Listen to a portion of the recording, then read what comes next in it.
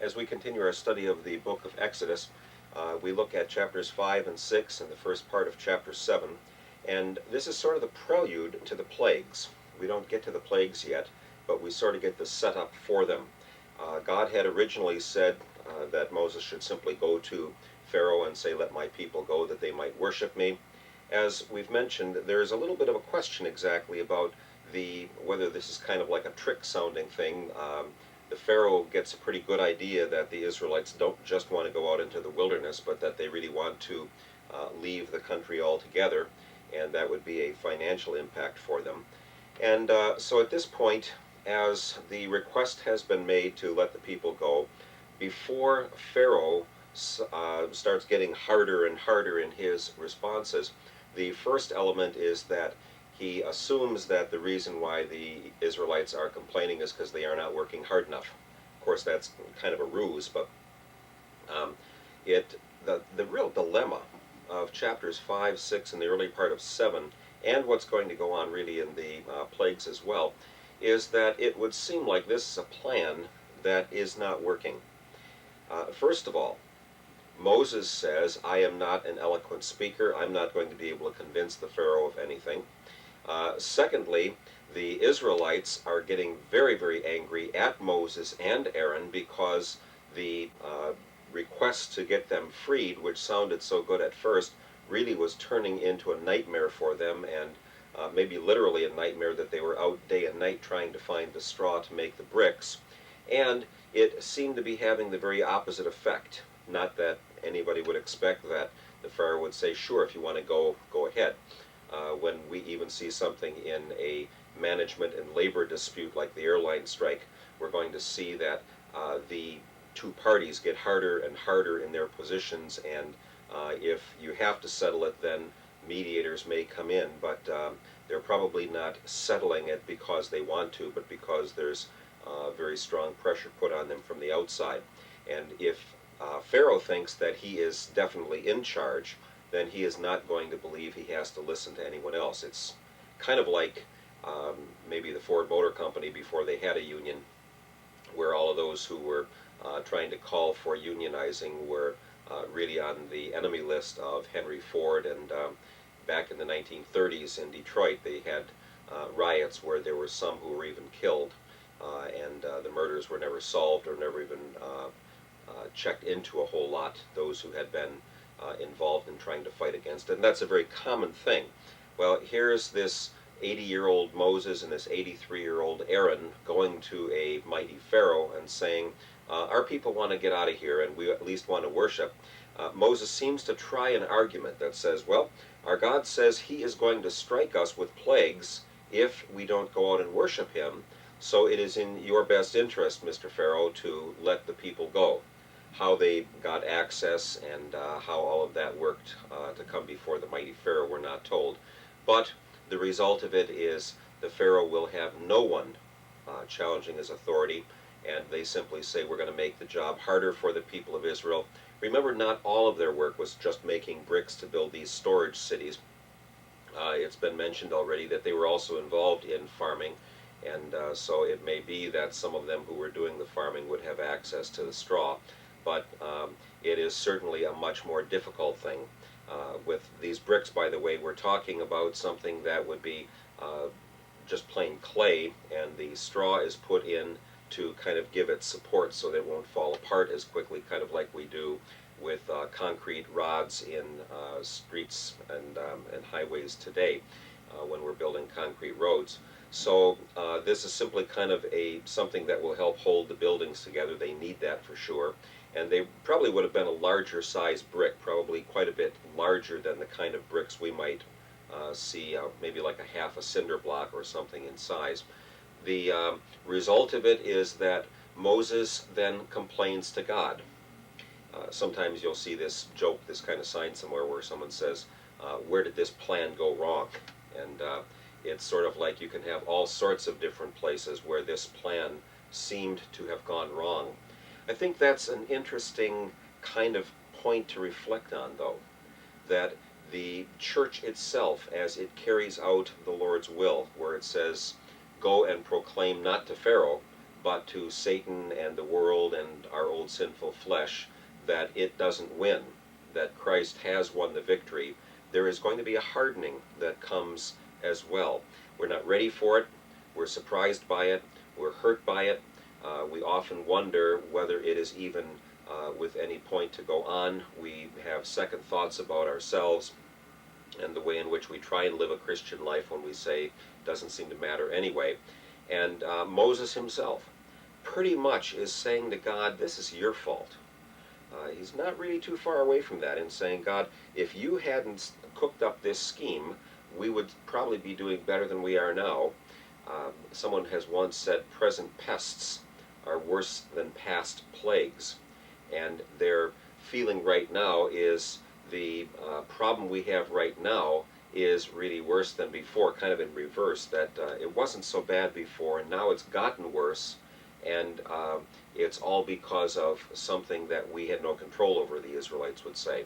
So chapter 6 goes on and says there will be a deliverance. It's odd how the only thing that comes up here is the same promise that was given in Exodus chapter 3. I am, Yahweh says, I will deliver you. I didn't tell the ancestors Abraham and Isaac and Jacob who I was by this name, but I was watching over them. And I am going to deliver you. And therefore you have to live by faith in that promise. Now, the people at this time see things go from bad to worse.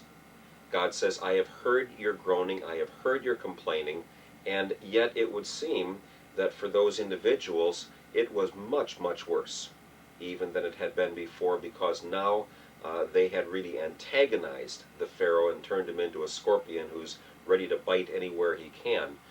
So the children of Israel, who are promised deliverance, seem to see none of it. That's often the way it seems in the church, where you start out believing that you are trying to do something good, and then it turns into something that seems just the opposite. The church needs to always ask the question, are we really going at the right objectives, or are we moving on to something that seems easier to do and maybe workable? So it may be we get into trouble because we've really barked up the wrong tree, but it is also the case that the gospel itself and the good news of freedom in Christ will antagonize those who see their power being threatened. And in our own personal life, it may be that the good news threatens our own person and that part of our old sinful nature where we want to be in control over others, as Pharaoh is. So anyway, God says, I have heard all of this, I am watching over it, I am in the process of making it happen. It's going to apparently be several months before the events take place to actually deliver them. And because of this, the mention of the seasons with the plagues, it would seem like it was a longer period of time with the early and late rains and whatever. But God says, I will deliver you. And then there is this genealogy. We get a kind of a partial genealogy at this point, because it really mentions Reuben and Simeon and then goes on extensively into the family of Levi. Remember the family of Moses and Aaron. And the main listing is really to tell us about how Moses and Aaron are related to the descendants, or some of the descendants of Levi, the son of Jacob, and how they all fit into that whole family. It might be a rather shortened one if we're really talking about 400 years. But Moses once again will say, I am a poor speaker. And God says, well, I'm going to let Aaron be your prophet, and you will be like God to him. You'll be the one who puts the concept together, and then he is going to be your ad campaign. He's going to be your ad manager who is going to put the story out. Quite frankly, God is saying, it doesn't matter how you say it. No matter how it is said, the message will get through if it's the true message. And even if the message is a true message, it might result in another person being very irritated by it. But, and this is a very important kind of a concept to remember, not everyone who hears that message of God seeking to deliver someone is going to react as Pharaoh does. If that were the case, then no one would ever become a believer.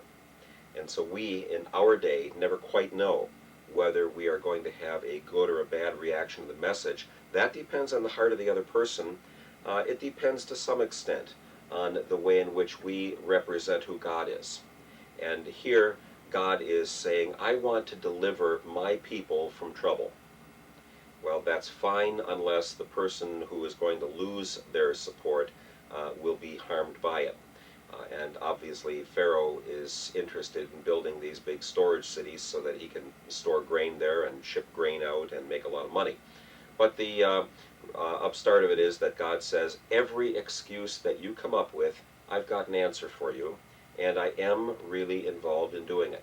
So we get to chapter 7, and they go before Pharaoh. And they have made the requests before. Now we get to the initial miracles. When Moses had been at the burning bush, he threw down his walking stick and it became a snake. And then he picked it up again by the tail and it turned into the walking stick again. Now Aaron will do that with his walking stick.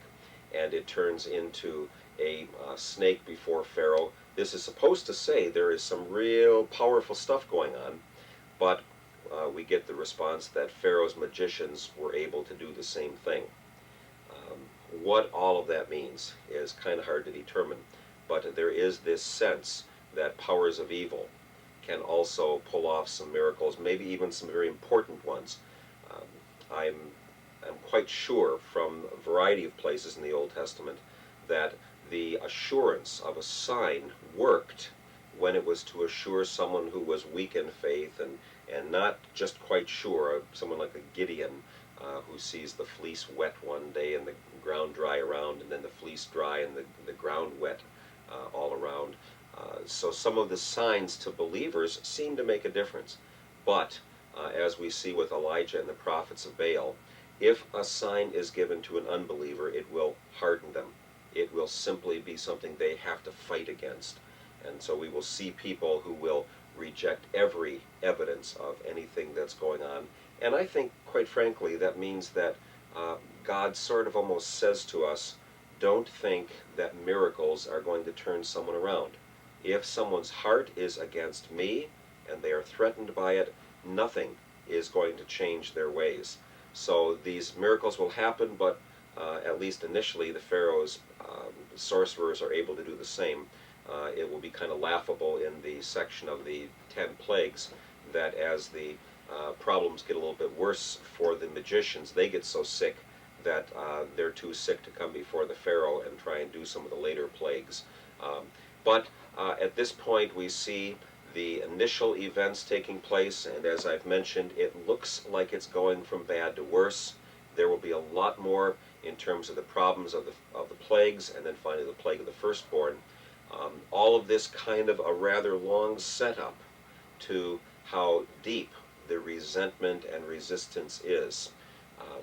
The New Testament, in the New Testament era, as we think of sharing the faith, if we are unaware of the resistance to God on the part of unbelievers, then we will think, well, we can just mention something and everything will be all right.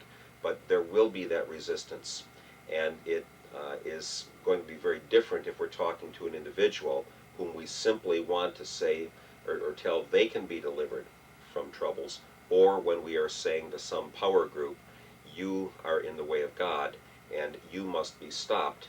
And the resistance that comes out there is going to be something where if it's within the church, then there has to be reflection on why is this resistance taking place.